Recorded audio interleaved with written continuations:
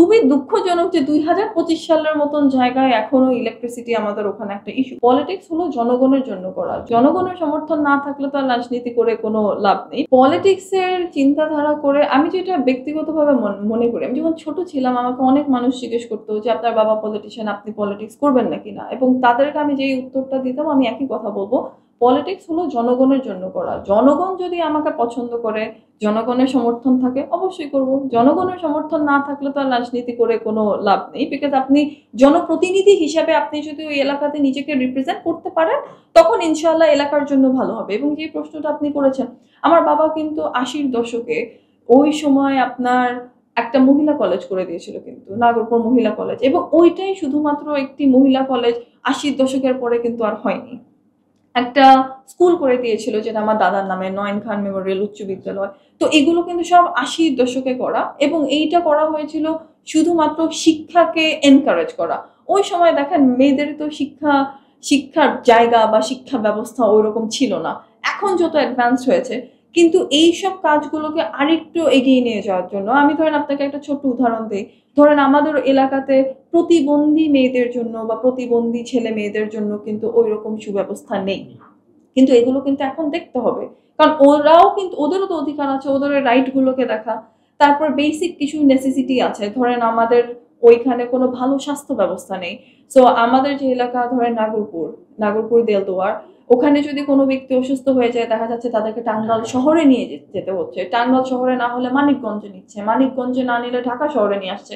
টানা তৃতীয়বার অর্জন করেছে দেশের সেরা সুপার ব্র্যান্ড স্বীকৃতি বসুন্ধরা টিস্যু।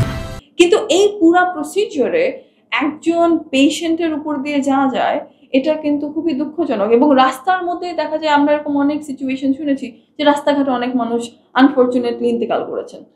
এইগুলো কিছু বেসিক নেসেসিটি গুলো প্রোভাইড করা। ইলেকট্রিসিটি খুবই দুঃখজনক যে 2025 সালের মতন জায়গায় এখনো ইলেকট্রিসিটি আমাদের ওখানে একটা ইস্যু। উপজেলাতে আছে, আমি গ্রামের কথা বলছি, যেমন আমাদের দেশের বাড়ি গ্রামের ভিতরে, তো গ্রামের ভিতরে আমাদের ওখানে পল্লী বিদ্যুৎ আছে, যেখানে ইলেকট্রিসিটি আসা it's like a surprise, because most of the time electricity থাকে না। তো এগুলোকে ওভারকাম তো করতে হবে, এবং এগুলোর কিছু সিচুয়েশন আছে যেগুলো আমার মনে হয় ইটস আনফরচুনেট যে এতদিন ওরকম কোনো ডেভেলপমেন্ট হয়নি, কিন্তু ইনশাআল্লাহ হ্যাঁ অপ্রত্যাশিত।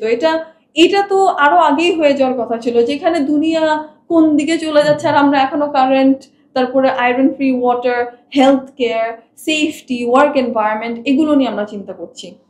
আরেকটা জিনিস যেটা আমি কাজ করতে চাই সেটা হলো শুধুমাত্র নারী হিসেবে না, আমাদের এলাকাতে, বা আমাদের এলাকা না, আপনি বাংলাদেশে চিন্তা করে দেখেন যে নারীর সংখ্যা কিন্তু পার্সেন্টেজে বেশি।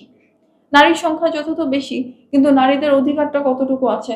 আমি মহিলাদেরকে বা মেয়েদেরকে, ইয়াং যে মেয়েরা আছে, আমি ওদেরকে এনকারেজ করতে চাই যেন তারা কাজ করে, পড়াশোনা শেষ করে কাজ করে, এবং ওই কাজ করার জন্য একটা ভালো সুন্দর ওয়ার্কিং এনভায়রনমেন্ট তৈরি করা।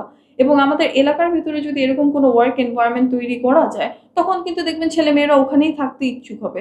মানুষ কিন্তু পড়াশোনা করে সব ঢাকামুখী হয়ে যায়, কারণ কি, চাকরির অপরচুনিটির জন্য, কাজের অপরচুনিটির জন্য।